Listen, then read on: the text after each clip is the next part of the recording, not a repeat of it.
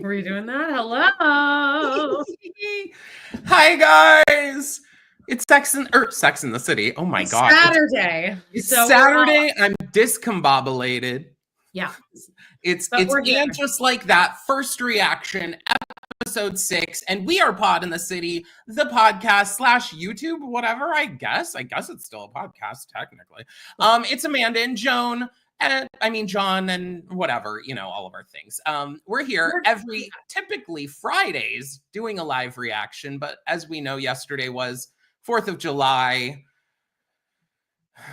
And you're hungover. You went all night. I'm not hungover at all.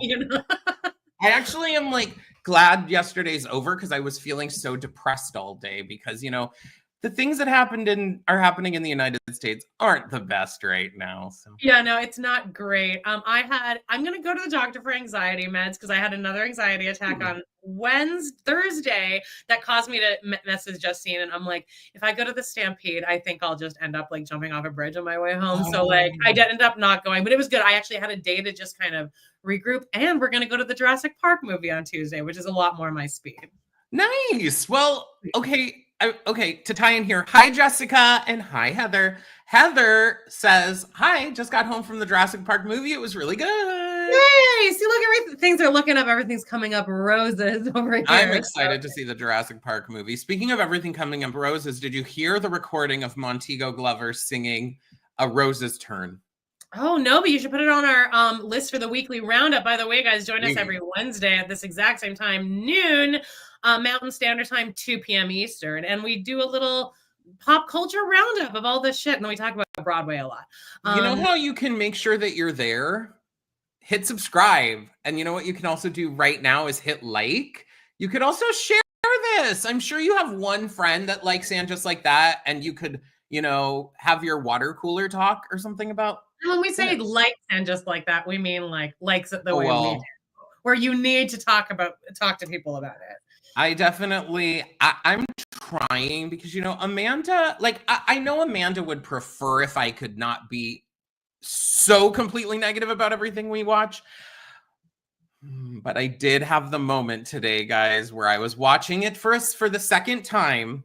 Because I did watch it twice because we had an extra day. And I was like,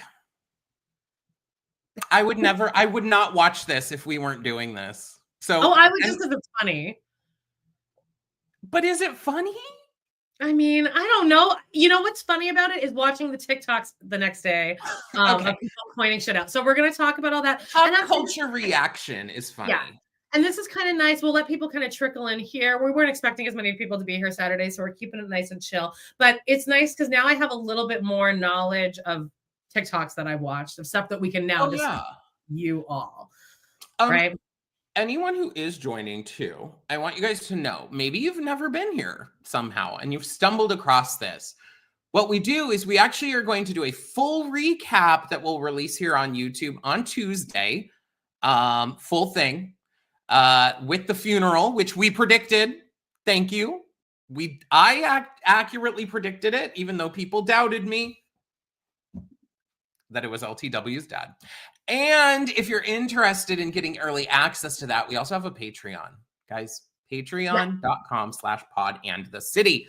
Over there, we do hate watching, but also love watching. And this week, we're releasing another episode of Smash because we both love it so much, but also are like, what the F is going on? At the time, everyone was hate watching it but also loving it. It was a weird little, and just that wishes that it was Smash, but it could never be Smash. It could never be Smash. And that's my favorite episode of Smash that we did. I wish and just like that would lean into being like Smash, but I know Amanda was going to start with a point. Here's my point. In the fucking funeral, was the entire reasoning to kill off LTW's dad so that they could have Jennifer Lewis do a parody theatrical funeral? Oh God, there's so many things. Okay, look, Jennifer Lewis can do no wrong. All of this, that was her. She was I was so impressed. That scene with her and LTW at the diner, I was like, thank you. Can you just give it 2 women that know what they're doing and can just play off each other? I felt safe watching. I started to feel like, oh, maybe they gave LTW this storyline because she's actually like like she can actually act somewhat. Yeah. Like, yeah. So then, but at the same time, I was saying to Amanda before we got on here, I was like, we have never even met Carrie's parents, and we now already have seen LTW's dad's funeral and met her stepmom. And met Harry's dad. Not like I want to meet Carrie's parents, but like, how am I supposed to be wrapped up in this storyline that you didn't even touch on until the intro to the episode where they're like, what previously on... Okay, so here, let me give a play-by-play. Amanda texted me and she was like, oh my God, I gasped or something. Which I did. I was like watching it kind of with my phone in my hand and just like getting my first watch in. And then do you want to guess what it was? I want to wait 1 second. Okay. Because I have an idea because I then gasped also at a part. Okay. Because it came out of nowhere and I was shocked that they went this direction with it. I kind of liked it, but then I was also shocked at the reaction if we're thinking of the same then we're talking about the same thing. It's when Aiden said, I slept with Kathy. I was shocked and impressed for a minute. And I was like, all right, here we go. And then the reaction was so weird. Like what? That was my first point. What has happened to Carrie's character? The light is gone from her. The joy is gone from her. The humor is gone from her. She just seems like to be walking around as just a shell of a person now, with no personality, I guess is the word I'm looking for. She called having sex making love to her best friend, to like one of her best friends. I'm sorry, you're not going to tell your bestie girlfriend like, we didn't make love last night. I've never heard anyone use that in real life. Have you? Have you genuinely ever heard a human being use that in real life? No, but none of like, trust me, my friends, my girlfriends are like, oh, we haven't fucked in a while. Like, yeah. We're not, no. Question. I do have a question. Hey, Mandisha, what are these crowns? Am I a queen now? Let me know, friends. It's for high engagement. People were saying that on Monday. Oh. So it's good. It does mean you're a queen. It means you're a queen of live commenting. Thanks, babe. Yeah, if you want to get a crown next to your name, be commenting up in these comments. All right. Yeah. Harry drove me crazy. And the funeral, though, I liked it, especially the women in all the different rainbow colors. And all they did was say, love. And then Jennifer Lewis is like, yes, ladies, you served. Oh, Jennifer Lewis, like, thank God she was there today. I loved her. She was great. The bag thing made me laugh out loud. The fact that she just like grabbed her Michael Kors and she's like, I just wanted to say that I like your bag. And then she just moves hers over a little. And she's like, Michael Kors. There's something so funny about it that I was just like, couldn't get enough of it. Then she brought up Michael Kors later and I laughed out loud. I want to know who wrote her part in this. I think she did, because I listened to the Writers Room podcast. They're like, you bring in Jennifer Lewis and she just does it all for you. And I'm like, okay, that's why this was good. Okay, Charlotte and Carrie did say making love on Sex and the City. I'm going to need Carrie, the sex columnist, to get a grip. Get a grip. Oh, you know where I recoiled in disgust? Hey, Meredith. Hey, Andy. Hey, other friends are joining us. Not much yet. This was almost as bad as when Aiden licked his fingers. When his pants rip, which they've decided the choices in this. No, it's John. Michael Patrick was like, we had to get him in those short pants. Oh, we knew. Why? By the way, the Writers Room podcast this week was almost. Do you know Mary and Jen from Sister Wives, when they talk and they were just laughing the whole time? It was that, except with two extra people added in. And all they did the entire podcast was just bring up a line and then all laugh hysterically for like 10 seconds. I'm like, you are all like, whatever show you think you're putting out there is not what we're seeing. I think they're using it as a tool to gaslight us. Okay, has anyone, slight sidebar, but I know there's Drag Race watchers in here. Anyone watch Drag Race yet of this week? I didn't. Mistress Isabel Brooks gave one of the worst Snatch Game performances I may have ever seen. I know 13-year-olds online are going up for her.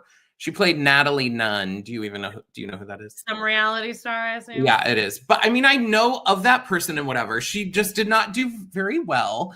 And then she goes back in Untucked every other situation, and it is like she is literally trying to gaslight everyone or herself by being like, I think I was at least maybe bottom top, at least bottom top, or maybe top of the bottoms, but like there's no way I was in the bottom. That's what this is. That is what this is. So like people online, I keep saying being like, is Michael Patrick King mad at us? But no, they think the product they're giving us is like revolutionary. And there's one part I did take a screen, like a recording of it, but then I forgot to like convert it. But it was where, like, I swear to God, John, like they're talking, and then Michael's like, and then they were talking about the glass and the rainbow, and we find out that it was a symbol of their relationship. And they like, what was the fact that the broken glass was a symbol of their relationship, or Aiden's like, I ruined it and we can never get the rainbow back. And then one of the other writers was like, when that came to me and I read that, I was just, I realized what that was. And wow. I was like, yeah, we got it. You slammed it in our face the entire time. Carrie wouldn't shut if I broke someone's window and then apologized for it and they went on and on about it like Carrie, I'd break up with her. I'd say it's about as subtle as her novel. Everything from her novel being not her and not real. But anyway, Meredith, this was not the serve they thought it was. Carrie needed to proceed to deny Aiden sex after the soliloquy of hers, then somehow get him to walk in on her riding Duncan's mutton. Baby, you're so right. What? Okay, we glazed past way too fast about reaction him. Here. He tells her that he has had sex with Kathy after, struggling with getting Wyatt on the plane to go to like rehab camp. Wyatt? Oh, by the way, I was like, not get we can't get sidetracked. I want to get into Carrie's reaction. Carrie's reaction is, you thought I wasn't going to have sex for the next 5 years? Oh, that's silly. Aiden, oh my God. Aiden, you told me we weren't going to be together for the next 5 years. I figured we would, do whatever we wanted. Was that not basically about what she said? She said, yes, I can see how that would happen. Yes, okay. I'm like, okay, are we supposed to? I also feel like we as the audience are supposed to be going along with her, like, yeah, Carrie, or like we're supposed to understand what is going on here. Because I was like, what? Also, the fact that, okay, let's say she doesn't care and she genuinely thought that they both agreed that it would kind of be an open relationship. The fact that you feel bad about it now does make it worse because you do think that you cheated on me, meaning that you would cheat on me. So now it is a problem, actually, which brings me to the major point I wanted to make. Why would Aiden tell her this? Carrie shouldn't have told him that she cheated on him with Big, and he shouldn't have told her this. You don't need to tell them that. I'm going to continue to take the side of like, there have been 50 times that Carrie should have just been like, okay, we're done. Like, I'm done with, this is not good for me. And yet continuing to happen. Like, how are you going to be cheated on by them? Okay. I would have broken up with him. Oh my God, I can't talk with him based on his reaction to breaking the window itself. You didn't think Carrie was annoying during that? I was like, okay, I broke it by accident. I'm sorry. Stop, no. Stop going on about it. First of all, there are not just pebbles sitting on the ground in New York, on the sidewalk in New York City to just chuck in a window. Are there? Don't think so. And so what the fuck kind of idea is to chuck a giant pebble at the window? And his reaction is, oh, that's the reaction I'm talking funny, about. Though. It was so funny. John Corbett bringing it every week with the comedy. Yes. I hate this show. Guys, right now in the comments, if you're just joining us, there's people coming in. Hi, hit subscribe, hit like. We're here usually we're here on Fridays, but we're here on Saturday today doing a first reaction. Then we also put out a recap full recap, start to finish. So this is I'll kind be of up later today. today. Let me know in the comments. Do you guys still hate Aiden? Because oh my God, I need her to break up with him. You know, Kathy ain't telling Bob shit. That was my thought too. I'm like, is she? I guarantee you. I think Bob's a cuck, right? Oh, he does seem cuckish. Also, I actually don't believe that Kathy would sleep with Aiden, because do you remember his behavior during Apples to Apples? There's no way she's fucking him again. There is no way she's fucking her ex-husband again. She got out the first time safely, like barely scathed. I think that, what about Duncan? Carrie, yes, Carrie, obviously Carrie. So Carrie does have an intention of fucking Duncan. Is that what we're all supposed to believe, that we were in on this too? Were we all supposed to be in on this with her? In on what? The fact that I feel gaslit by that. I think that he thought that we as the audience were supposed to just kind of be with Carrie the whole time. Or we're supposed to think, oh yeah, Carrie knew the stakes, or she knew the rules. This is what Carrie actually thought the whole time, because that's not what I thought. She seemed to be an anxious, nervous wreck the whole time. I was not under the impression that Carrie didn't think that they were exclusive. I was going to say, I don't think I ever once was given the impression that Carrie thought this was just some open relationship that I'll see in 5 years and I'll do my own thing. She said that she didn't buy any fucking furniture because she said her home was her and Aiden's. That is not just a do whatever you want for the next 5 years situation. Get the hell out of here. I think MPK was trying to show like, well, they're older now and they're more mature. So this is what real love looks like at a more mature. No, the two of you have now cheated on each other and cheated with each other on your partners a few times now. Maybe this is universe telling you like it's not going to work out, and your kid is an asshole. This show is really questionable on how it's presenting relationships. I don't think it shows a super realistic portrayal. Not like we need realism, but like.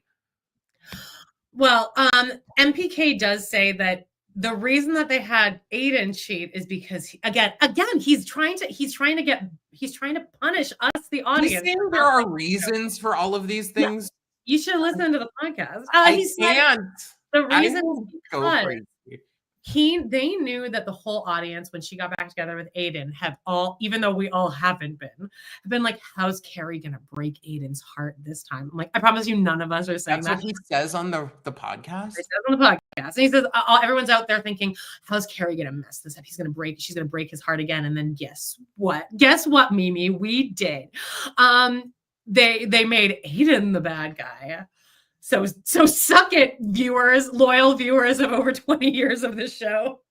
Okay, well, I wouldn't even call Aiden the bad guy in all of this. I would just say that, like, Carrie, in what she's doing, she is allowing this all to be. I'm sorry, she is complacent in him being a piece of shit and her partner. Jessica, she agreed to the 5 years in the first place. What do you think Carrie's line, this is so male or medieval line meant? Yeah, I didn't even hear that the first time, but I did hear it this time. And you know what I think it is? I think it's that, again, MPK thinks that Carrie is so evolved now. That's one thing we can say about Carrie Bradshaw, right? Evolved. She can't even hear like the word blowjob out in public without blushing, or she can't say vagina on a ad about getting older and female dryness. No. But Carrie is so evolved that the thought of these gender roles and what is monogamy really? Yeah, that's our Carrie. I think that's what that line meant. What do you agree? I actually kind of liked that. I was like, okay, there's one moment where I might actually not hate this character for a second. She's at least acknowledging men are stupid, yada yada, because it was in reaction to him saying something like, oh, I broke us. Yeah, I agree with the sentiment, because yes, that is all true. Carrie, of all people, though, is not evolved enough to have that feeling. You think? I mean, she physically attempts to walk toward broken glass while she's barefoot on the floor. Ooh, that's another one. That's another one of the podcasts I see. Goes, and if you notice, Carrie's wearing. This was insane. When he goes, Carrie's walking around barefoot. She has no shoes on because already, as the love of her life stands in front of her, she has already moved on to meeting the needs of the man who lives below her. So she's barefoot now. She's taking on the happiness of someone else. That's what you think that means. Okay, everyone watching right effing now, okay? Put this, please don't leave, or at least open your phone or something. Leave this playing. Go to the Writers Room podcast, give it 1 star, and leave it a terrible review. Say, please stop doing this. Because please stop, Michael. You're making it worse for yourselves out there, guys. Like, you are joking me. You are trying to make this so overwrought in such a way that you think you're going to win a Pulitzer Prize for this shit. Baby, you've made the biggest piece of garbage I've ever seen. If I had a choice, if I wasn't doing this for us, I was going to say for you guys, making it sound like I'm sacrificing my life here, I would not watch this shit. It is so boring. I 43-minute runtime on these. I thought it was nice. Like, I thought there were lovely scenes when Charlotte and LTW talk about their stuff, when Charlotte and Carrie talk about Harry having cancer. But I think like after we're done today here, I'm going to need to go watch an old episode of Sex and the City just to understand, because my view when I watch this is I'm like, this is so far removed from what Sex and the City ever was. Even in its last season where it got more like, deeper and a lot of stuff. It still was never this. And I'm just like, why would you choose to make a show for Sex and the City fans, right? It's a sequel series. This is not loyal fans. And it's not like we're out here trashing it all day. It really does seem like MPK hates us and he's trying to stick it to us, but we've all been really good on this show all of this time. You know what? I think I just got full body chills because I had this epiphany type moment. Yeah. Carrie's writing her novel, trying to pretend that, we're watching it open and it is obviously a piece of shit. Let's be real. She is trying to pretend that she is a novelist and all of this from she was a sex columnist. Let's not forget. Now, Michael Patrick King, in the similar way, he wrote a fun, cheeky show about sex, and now you're trying to make yourself into a Pulitzer Prize drama writer. I don't think he knows he's doing that, though. No. You would think, for as deep as he thinks about how Carrie isn't wearing shoes, so it means she's given up on the man above, whatever dumb ass fucking whatever that is. I swear, that's happening. Am I right? Guys, let me know right in the comments. Is that right? Is Michael Patrick King accidentally writing Carrie in a way that he is and not recognizing his own overwrought bullshitness? Yeah, I think that is true, but he doesn't know that. And here's another thing they say on the writers' room. It's like when I write for Carrie, I'm writing for myself as an embodiment of Carrie. And then he's like, don't you do that too? And she goes, yeah, me too. Don't you, Elizabeth? Yeah, I do too. I'm like, oh, well, then that's why Carrie's character is 100% different between scenes. 100%. Well, also, why are we, a writer of a show who is not a woman, writing as though you are Carrie, like with your own life experience? Call Candace Bushnell if we're going to talk to anybody, because she's the actual person who based Carrie off of themselves. Yeah, I saw something that said that she was mad that Carrie ended up with Big at the end. Because Big was supposed to be like, it's supposed to grow through and realize Big is a bad guy. Let me put out another couple notes here. Hi, Nicholas. This is another thing. John, you're going to die. You're going to die at this. There's no way you put this together. Jennifer Lewis, do you know what her character's name is in this? Wasn't it like Luella or Luelle? No, her name is Lucille Highwater. Because Jennifer Lewis is such a high watermark for a guest star. I was like, I hate you. You know what? I think I residually hate you for listening to this shit, because I am so I was already like, I hate the show. My mouth dropped. I was like, I was swiffering, and I was like, oh. I need a fucking Xanax right now. Like, here is my thought for Michael Patrick King. Natasha says the Writers Room podcast is the windbag podcast. No better description. Natasha, do you listen? It's so awful. I don't even listen. I only hear secondhand through Amanda every week, and I'm like, I just find it so funny to watch it because you get so mad, and I get mad. Michael Patrick King, you have done lazy writing this entire thing. You've lazily written so much of this crap, like not having LTW's father there for episodes and then killing him off. No, did you? I saw. Oh, I'm so glad you brought that up. Thank you, John. Look at us. Look at us staying kind of on track. This is I saw TikTok where somebody put an example of like her in episode 2 saying season 1, episode 2. Season 1. She's wearing the ugly dress. She's wearing the world's ugliest dress. It is the sack with the hoop earrings on it.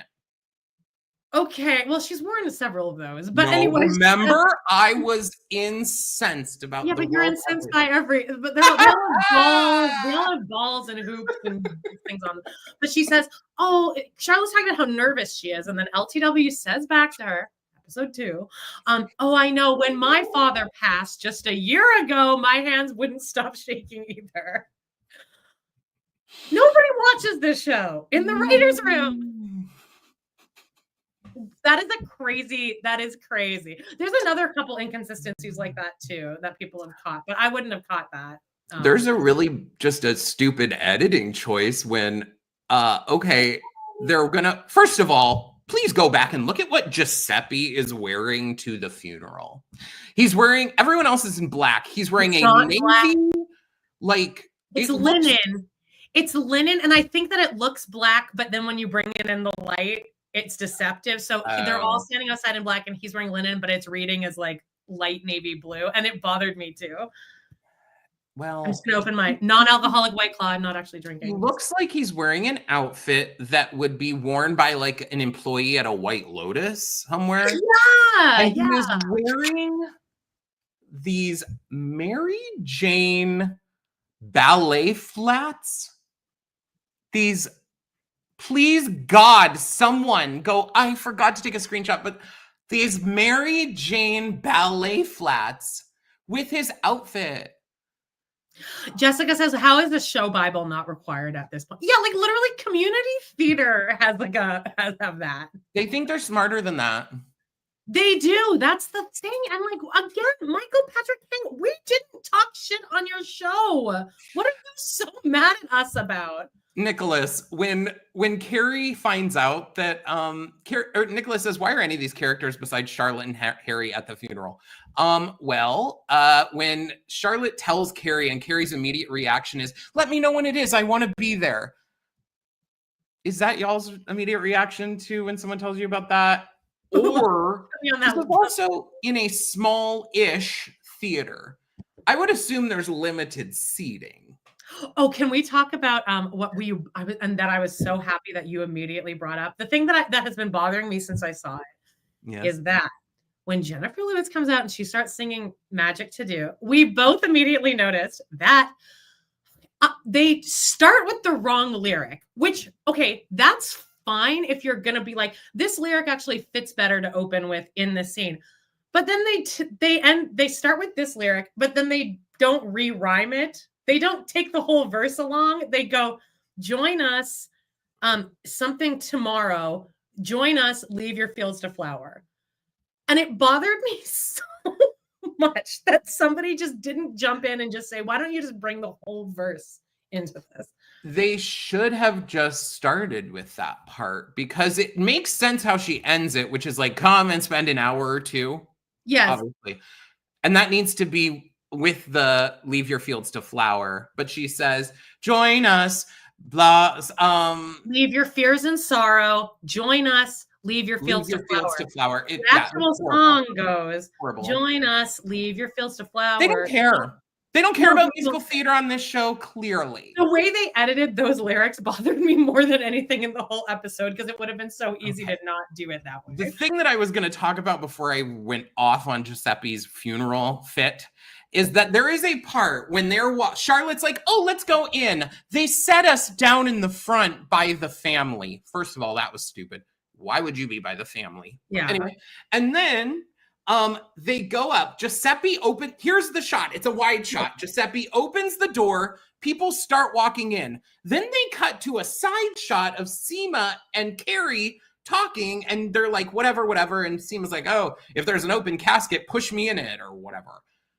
And during that, Giuseppe opens the door. So basically, the way that should have been cut was they should have either cut earlier before Giuseppe opened the door the first time. They have him opening the same door twice and the same people going in. Like there's no script supervisor on set, and then there's no continuity supervisor in editing. There's nobody who's taking care of this. That's really what kind of boggles my mind about a lot of this is like, you don't have one just like even hardcore Sex and the City fan in the writer's room being like, hey, people doesn't make sense because this was like this and anything. And then these are the writers that wrote the original show. That's the craziest thing. Jessica says they really only care about the clothes. The detail put into the clothes is nowhere else to be found. I mean, that might just be what this is at this point. It's just a big fashion show. Yeah. Like, I can't. Now, let's talk about the most egregious thing here is the overlying throughout this series mistreatment of our favorite character, Bitsy Von Muffling. Can we start being nice to this woman when this ball of sunshine and energy comes up to you and approaches you on the street? Can you give her a genuine smile and not go, oh, Bitsy, looking around embarrassingly as if someone's going to see you talking to this woman? Bitsy deserves better. Yeah. I think she would have been an easy replacement for like a Samantha type. Show her dating men in her 70s and whatever. I don't care. She's kooky. They kind of fucked up because, they've now have LTW and Seema splitting the missing piece of this, right? Yeah. But neither of them are providing that over the top, like somewhat provocativeness that the show had before. This is like anti-Sex and the City. Yeah, Bitsy still lives in the Sex and the City original. Exactly. World. And her energy when she pops in is just like what I want. Thank what you. I need for this show. It was and it's so crazy too, because we were talking before we jumped on here that we would love to follow. That is an interesting storyline. Like, God forbid there's this woman who had this, I said to John, lavender marriage. I never realized it was a lavender marriage because it wasn't really like a talked about thing back in Sex and the City Day. I guess I never realized that Bitsy knew that that's what it was going in. And I think I always thought that Nathan Lane was tricking her. But no, this was just these two were lifelong best friends. Mm-hmm. They decided to settle down together and they did love each other. It was a genuine, true love. Can we explore that, please? Because that might actually be where society goes a little bit more now. If I was Bitsy's age, I'll marry you, darling. We'll have 2 bedrooms. We'll spend all the money and we'll go shopping every day. Sounds fabulous. That actually sounds like heartbreak free, honestly, compared to a lot of relationships. They also, though, make bits. They don't just skim over her storyline. They make all the other characters look at Bitsy as though she is a crazy, gross, like so disgusting. Like, oh my god! They did that in the original series too, and she was just nothing but nice to nice, funny. Just lovely, like she's who you wanted apart. I feel like Samantha was nice to her, but everyone else is like, ew, Bitsy's pregnant, gross. That's why we need a Samantha on the show. The show would actually be I am done with Aiden and Carrie's storyline to a point that like I don't want to see any more of it. I don't want to see a single second more. I don't want to see him spiral out in the living room over the doors with the windows. Hey, Jackie, I'm glad you finally made a live. Yay! Jackie is a YouTube subscriber. We never promote the YouTube, but you can just join us here on YouTube and get all the Patreon content. It's actually probably easier. We should probably tell people that. Yeah, if you guys want to subscribe, you can get our extra stuff. Like this week, we're releasing an episode of Vanderpump Rules. We also, last week we did Vanderpump Rules. This week we did Smash. Then we have our famous Pillow Talk episode. And Girls. And next week, Girls, we're doing the one where Marnie sings the Kanye song. Get Okay. Okay, what else? Can we talk? Wait, keep talking about Bitsy. I love Bitsy. She has some of the best looks. You know, I don't believe she had a line in here that I actually laughed at. She's comes up, mind you, guys. One of the totally relatable storylines. Oh, geez, here is that you might miss your invitation to the Breakfast at Tiffany's exclusive event for only those that spend $1 million a year at Tiffany's. Her line, they're like, oh my God, Bitsy comes up and I'm like, I found my invitation, darlings, whatever. And she's like, my invitation was in spam. I don't know why that made me laugh. It was just the way she said it. She's a great actress and she's able to like make this material kind of work. By the way, the reason that was is because one of the people in the writer's room is famous for accidentally blurting out about a party in front of somebody else, blurting out a party that they weren't invited to. It's so funny. This whole show is just an inside jokes for the rich writers in the writer's room. I wish they would be able to. Here's what the writers, all of them, need to do. Carla. Hey Carla, here's their brain or whatever. They need to take a step outside of it because I don't want stories from your life, Michael Patrick King. I'm done. I don't think someone in your rich bougie building asking for a banana on the next door app is like so hilarious and relatable. No, sweetie, in Poorville, we give a neighbor a banana if they need it. If someone's asking me for something, I give it to them. I know that's surprising because billionaires take from poor people, but when you're like on the lower area, you know, we give to each other. We're a community anyway. Well, you're not letting people park in front of your house, though, I'll tell you that much. I let them, but I suggest that perhaps they park in front of their own. I do think that that's not too much to ask. If they came over here asking me for a banana, I don't have bananas, but I would say... There's no way you're answering the door if somebody comes and knocks on your door. I have a huge sign pasted over my doorbell that says, do not ring bell. Well, that makes sense. Because you do have all those animals, the animal hospital. My neighbors, like behind me, they play volleyball in their backyard. So they're constantly hitting volleyballs into my yard. And they used to come... They used to come to my door and ask me to get it. And I must have been a big old bitch one time because they don't ask me. Carla mentions that they killed off Nathan Lane. That just seems like a weird move too. Why would you not keep him alive for the chance of him like making an appearance? Basically, this show wants us to believe that men are constantly dying and women are being left to pick up the pieces of their widowed life, right? I guess. I don't know. Meredith says she should have brought some Neapolitan ice cream to go with that mutton. The way Carrie was about the mutton too. She's like, this is interesting. I've never had mutton before. Well, you know what's a really hilarious line is when you say, how do you like your mutton? And she's like, it's very muttony. Did you not see that joke coming from a mile away? I knew she was going to say that. I knew it. That's what I'm saying. Like, what a basic, stupid He has a great line back to that, though, that I wonder if you related to, where he goes, yeah, well, my stew's not really like intended for other people. It's for me. And that's how I feel about all of the meals that I make, because I'm always just cooking for myself. So I always wonder when I'm making these crazy things, like, I wonder if anyone else would think this tastes good. But I can assure you, if somebody came over to my house and then acted like Carrie, I would never invite, I would be so much of a worse neighbor after that. Can you imagine? He made her like full mutton, and then she gets right on the phone with Aiden, and she's like, "Oh, this mutton! It was the worst thing I've ever eaten in my life." I will say though, come on, you do want to maybe think about your guests. You're gonna make her mutton stew for your guests. I feel like mutton seems bougie in the summer. I don't know. I think you would think more consciously about your guest.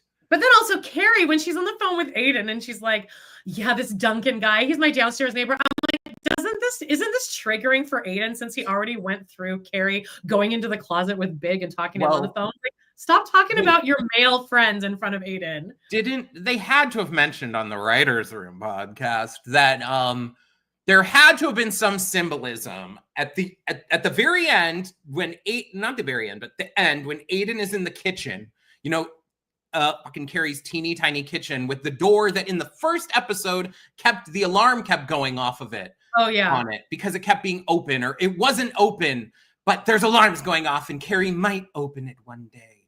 Well, this episode, that door is unlocked and and Aiden's in the kitchen and Duncan just comes in the door. That door that in episode 1 was locked with the alarm. They didn't mention that? No, because there's no continuity supervisor on here. Jordan says, I need more Gardner and Seema. Yeah, well, we're getting that. Show the Gardner this episode at all. The next week, though, we're going to get that. And we get...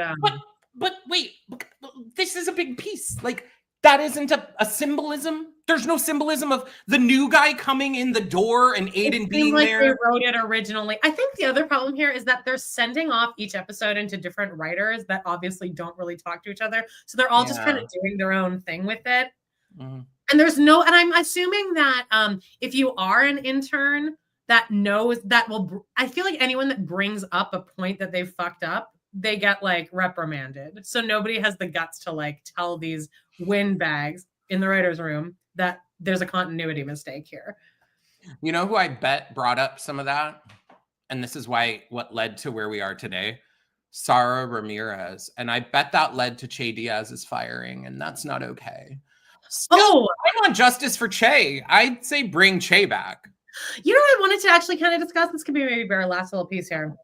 Is that Miranda is so normal here.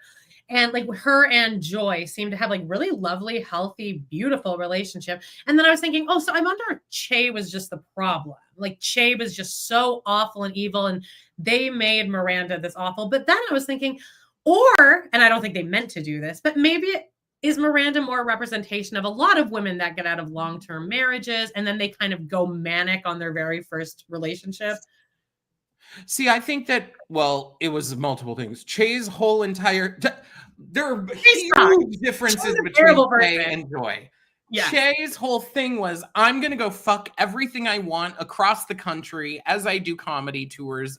I'm this, that, and the other. Sorry, person that I offended on the weekly roundup. I'm not dogging out Pan people. All I'm saying is that Che's whole thing was like, I'm going to be with whoever. I'm going to do this, whatever. I'm dealing with my own shit. Now, we haven't seen Joy's life the way that we saw Che's. And so Joy just kind of seems like very put together. Shit, I'll be in a relationship with Joy. Me too. Those great dogs. The dogs are the biggest issue, and those are the two cutest dogs on the planet. But Jessica and Carla, don't you think it would be fun to bring Che back for just one episode to kind of throw the wrench in Meredith? I would love that. Would actually be great. But I don't think Sara Ramirez would do that. Because if I was Sara Ramirez, I'd be pissed at the way they completely threw them under the bus. Like, I would be pissed too. I agree. I think, though, yes. How about, though, big question here. What happened to Brady? Because... he was great. This is the nicest kid in the world. That's what I mean. But wasn't he a total shithead like when he was previously in this own show? And at this moment, he walks up and is like, oh my God, hey, how's it going? They're like, oh, here are these two dogs. And he's like, oh my God, these are so cute. Like, well, I got a dog is a great buffer, though. A dog is always a buffer because you can talk about the dog. It's how all of my dog walking clients or my dog setting clients are my best friends because you can kind of talk around the dog and then open up other organic conversations. Is Brady? Yeah, like maybe Brady's just happy to see his mom in like a healthy relationship. Like he obviously knew that the Che thing was a total shit show. And I'm sure that he hates Che because Che's the thing that broke up their marriage. Maybe. But Brady was delightful in this. I've always thought Brady was cute. I hate myself for it. You want to defend big nose redheads. What? Oh no! Can you defend Aiden's fuck ass kid Wyatt here? First of all, have fun all the other kids going to that camp because your summer's about to suck. Well, but all I can think when I hear about those like camps are Paris Hilton. You know, Paris Hilton, how it came out that when she was like a teenager, her parents had her like kidnapped in the night and taken to this camp to go do whatever, like a rehab basically like a troubled Brad's teen. Brother had that treatment when he was in high school. They came in the middle of the night, 3 a.m. It just seems this was that. He said that Wyatt picked it out. I'm feeling it's more like Wyatt agreed. There's no way Wyatt went online and was like, let me find an outdoors camp. That kid, all he wants to do is play on screens. They established when they went to Virginia that all he wanted to do was play his fucking Switch. What is wrong with this show? That was just last episode. Honestly, probably he was having a bipolar episode that is being left untreated with the Adderall that has been prescribed to him. You're so much. You should be there, Amanda, because then you could be on the writers' room podcast and be like, "Hey guys, why is this stupid?" And you're like, "Well, he's bipolar, so obviously one episode he wanted to play Switch, the other one." I remember the things that happened. I do actually remember these things in that they're writing for us. Anyway, Wyatt sucks. And also, the other thing with Carrie is like, I would not agree. As much as I love Aiden, I'm not devoting the rest of my life to this fuck ass kid. Fuck no. But again, as we can here. Let's circle all the way back to our topic at the beginning. Carrie has skipped every red flag and not whatever. So I don't know how they're wanting us as an audience to care about their relationship. Is there a single person watching this show who is like, I want them to be together at the end of this? I think that MPK thinks that, though. I think I would rooting for him. I'd give them more credit if they were just showing all this to lead to an ultimate breakup, but it's more just like by the time they break up, everyone will be like, oh, thank God. Like, I don't think that is what's obviously. I don't think they think. That was good. Yeah, I think that at the end of this season, it'll be Carrie having to make a decision between Duncan and Aiden, and that'll be the cliffhanger. And we have to wait until next season to see what happens. Like, she either goes upstairs for Aiden or downstairs to Duncan, some kind of fucking brilliant symbolism like that. Maybe like Duncan's apartment will be flooding and Aiden's broken window is still fucked up and the water will start coming in that window. And she has to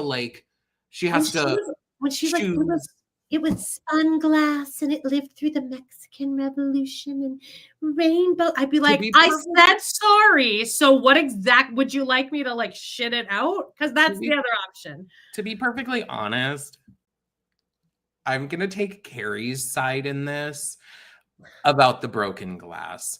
Why did you need to throw a big pebble at the glass to break it? And she is true. It made it through it's been there since 1800s. And then your dick ass boyfriend comes by with a pebble and throws it. Oh my God, I would not. If you're replacing it for me, I don't give a fuck. She brings it up later at Tiffany's with Charlotte. She's like, don't bring up glass because my window. I'm like, are you still talking about this? Because Charlotte's got a lot on her mind too. You want to ask her what's wrong? Famous Carrie line. What does that have to do with me? Next week, because let's wrap this up because we've already gone long. I knew we would. Next week, we have Patti LuPone coming in. And there was a funny little thing in the preview that made me laugh out loud where Anthony's saying to Charlotte, like, if his mother asks, I'm 49. Okay, 53. All right, 59 or 59. That's my final offer. That was funny. At least it's an Anthony-centric storyline. And we're gonna get some Seema and Adam tension. Adam, I saw I don't even. Okay, guys, hi. If you're just clicking in, go back and rewatch this whole thing. Also, if you want to stick around after for like a minute and leave a comment in the comment section, it would really, really help us. If you don't know, maybe you're new here.